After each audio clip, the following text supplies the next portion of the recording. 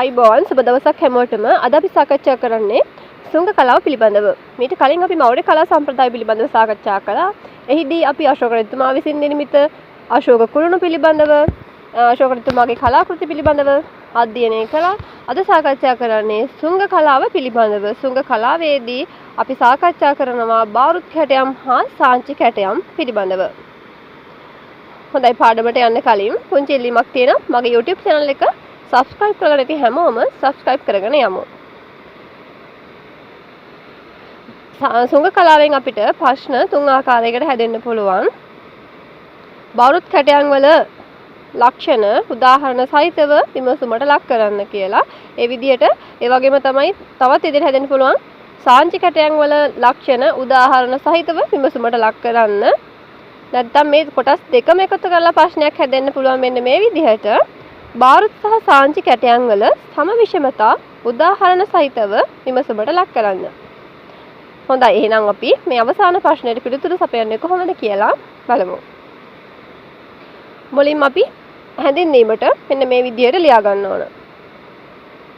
ඔයාලා හැඳින්වීමට මේ පොයින්ට් එක ගන්න.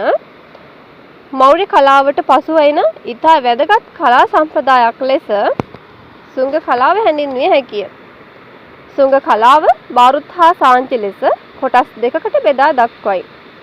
මෙහිදී අශෝක රජුගේ කලා ක්‍රමයම සංවර්ධනය කරමින් ඉදිරියට ගෙන යන ආකාරය හඳුනාගත හැකිය. බාරුත් හා සාංචි ගැන කතා කරන විට මේවායේ සම විෂමතා පිළිබඳව අවධානය යොමු කිරීම ඉතා වැදගත් වේ. මෞර්ය කලාවට පසු වෙන ඉතා වැදගත් කලා සම්ප්‍රදායක් තමයි සුංග කලාව කියලා කියන්නේ. සුංග කලාවේදී අපිට බාරුත් කැටයම් හා සාංචි කැටයම් පිළිබඳව අවධානය යොමු කරන්න පුළුවන්. අශෝක රජතුමාගේ කලා ක්‍රමයම තමයි සංවර්ධනය වෙමින් ඉදිරියට ඇවිල්ලා තියෙන්නේ මේ සුංග කලාවේදී.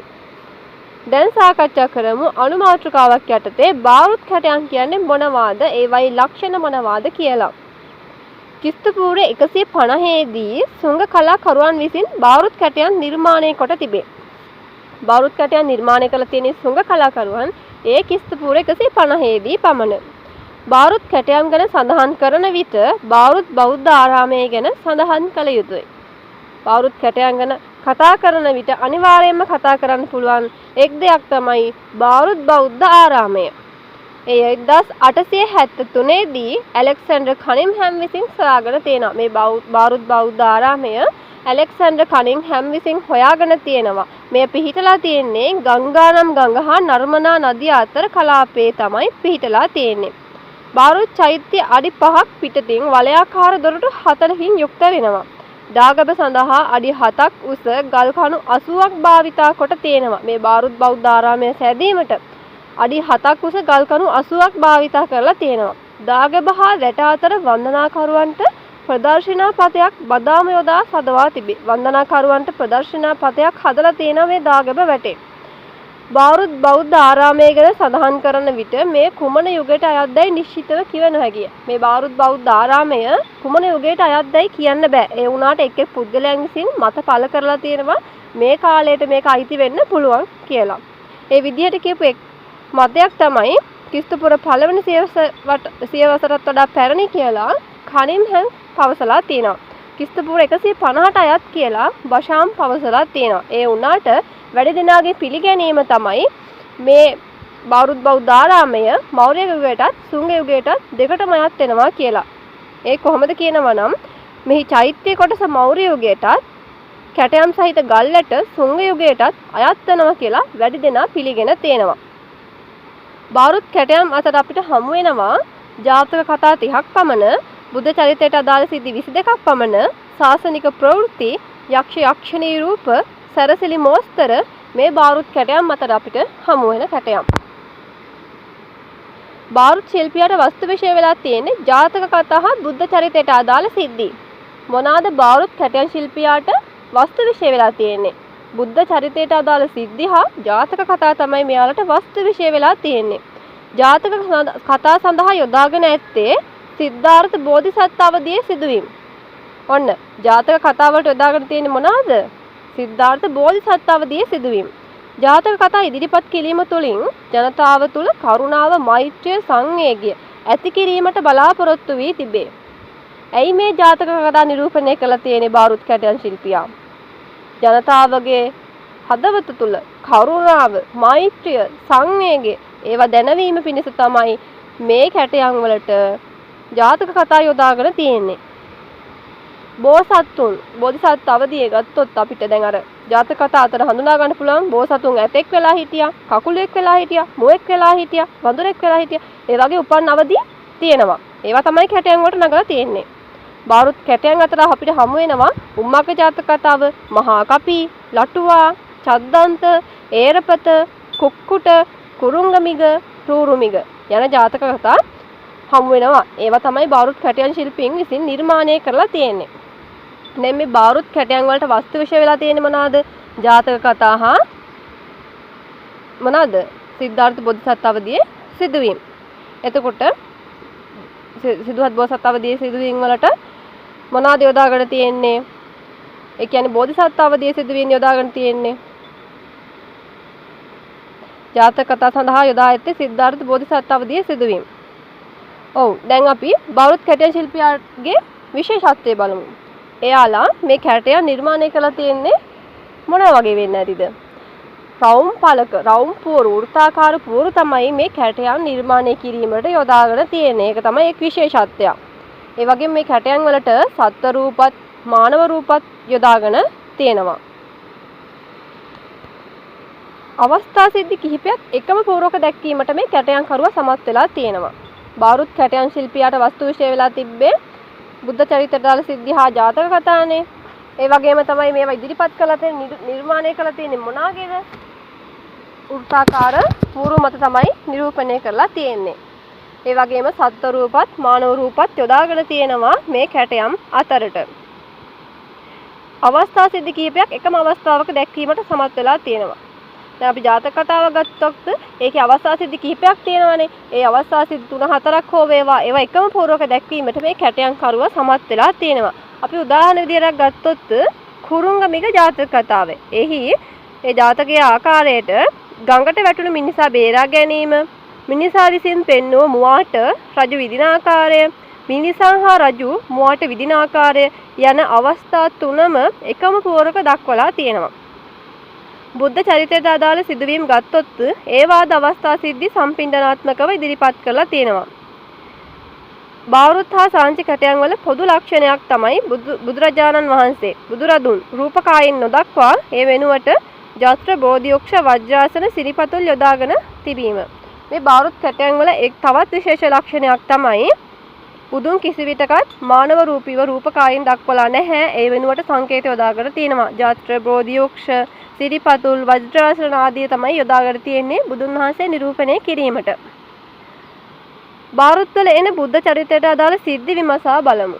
මොනවාද බුද්ධ චරිතයට අදාළ සිද්ධි? මහා මායා දේවී දුටු සිහිනය, අජාසතු බුදුන් වැඩීම, ජේතවන පිදීම, ඒරපත නාගයා බුදුන් වැඩීම, කොසල් රජු බුදුන් හමුවීම. මේවා තමයි බුද්ධ චරිතයට අදාළ සිද්ධි බාරුත් කැටයම් අතර එන. අජාසත බුදුන් වදින අවස්ථාවේ බුදුන් සංකේතවත් වනුයේ සිරිපතුල් දෙකකින්. අජාසත් රජු බුදුන් වදින අවස්ථාව නිරූපණය කරනවනේ කැටයම් ශිල්පියා, බාරුත් කැටයම් ශිල්පියා. එහිදී බුදුන් වහන්සේ දක්වලා තියෙන්නේ සිරිපතුල් දෙකකින්. එහි කැටයමක සඳහන් වෙනවා අජාසතු භගවතෝ වන්දතේ. අජාසත් රජු භගවතුන් බුදුන් වහන්සේ වදිනවා කියලා සඳහන් වෙලා තියෙනවා.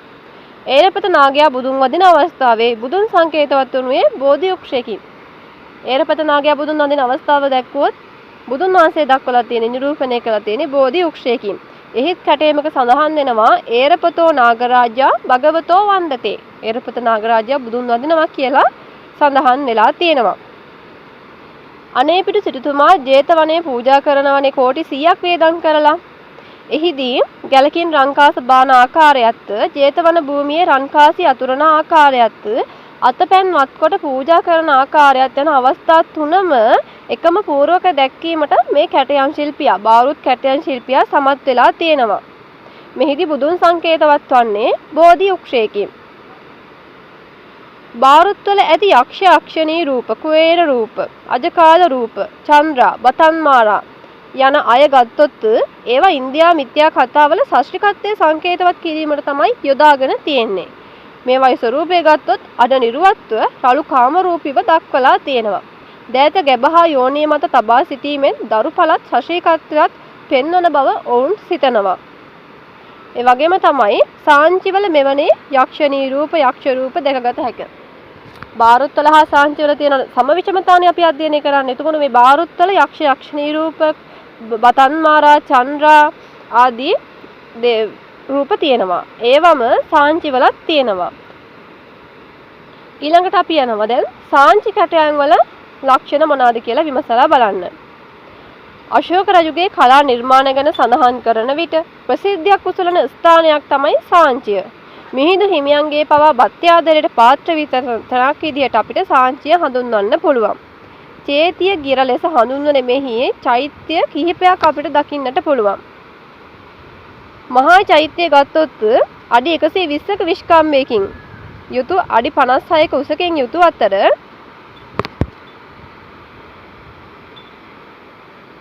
මහා චෛත්‍යය ගත්තොත් අඩි 120ක විස්කම්භයක් උසයි. අඩි 56කින් යුතු අතර අඩි 16ක උසින් ප්‍රදර්ශනා පතයක් තියෙනවා. ඒට නැගීමට සෝපාන පත දෙකක් තියෙනවා. හර්මිකා, ජත්‍ර, තොරන් ප්‍රදර්ශනා පත අපිට දකින්නට පුළුවන් මේ මහා චෛත්‍යයේ.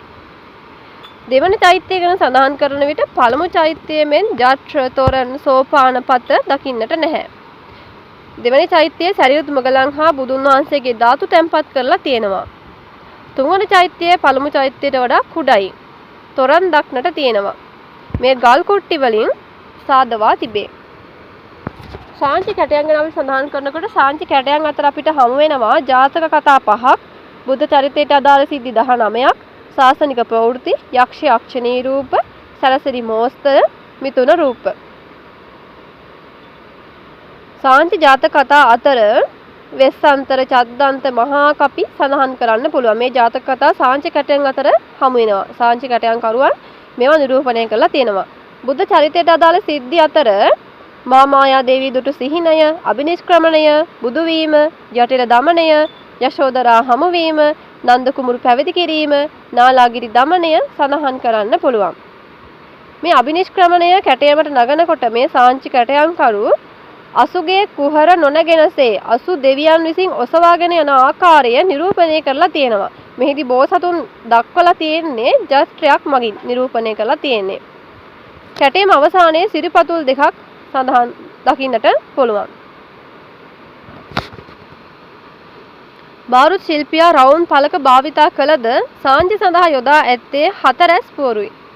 ඔන්න අපි දැන් ඉහත බාරුත් කැටයන් ගැන සඳහන් කරනකොට සාකච්ඡා කළා වෘත්තාකාර පුවරු තමයි යොදාගෙන තියෙන්නේ මේ බාරුත් කැටයන් වලට.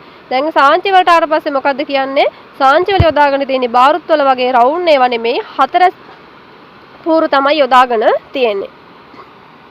ඒ වගේම තමයි කළුගල මාධ්‍ය කොටගෙන තියෙනවා මේ බාරුත් කැටයන් කරුවන් විසින්. අවස්ථා සිද්ධි කිහිපයක් එකම පුවරක දැක්වීමට කැටයන් කරුවා දක්ෂ වී ඇත.